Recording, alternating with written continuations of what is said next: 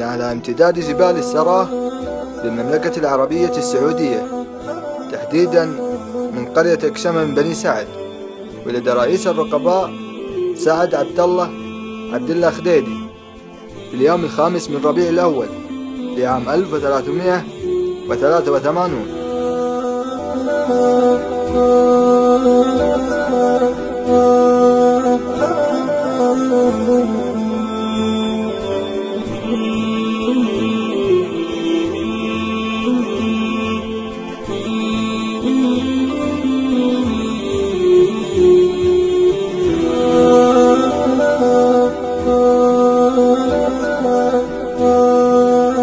ونما وترعرع في كنف والده عبد الله خديدي رحمه الله وأسكنه فسيح جنات.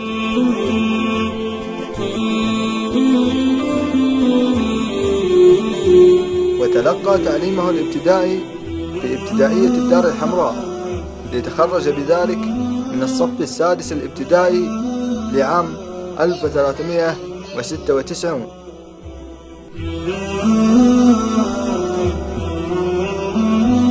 ومن ثم التحق بمتوسطة الدار الحمراء لعام 1397 ليقضي فيها طفولته وبداية شبابه، وحصل على شهادة الكفاءة في اليوم 26 من سفر لعام 1400.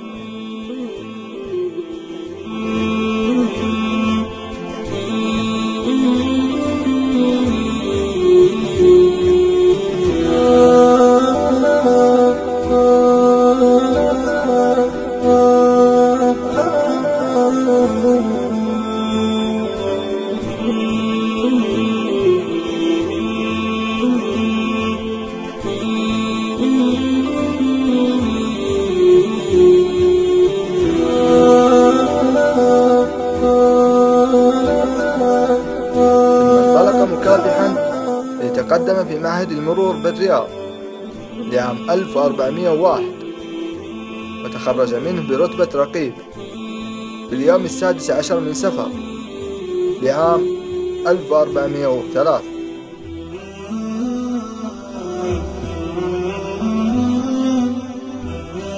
وفي عام 1410 قرر أن يكمل مسيرته التعليمية في ثانوية ثقيف بالطائف، وحصل على شهادة الدراسة الثانوية العامة في اليوم 20 من جماد الآخر لعام 1413.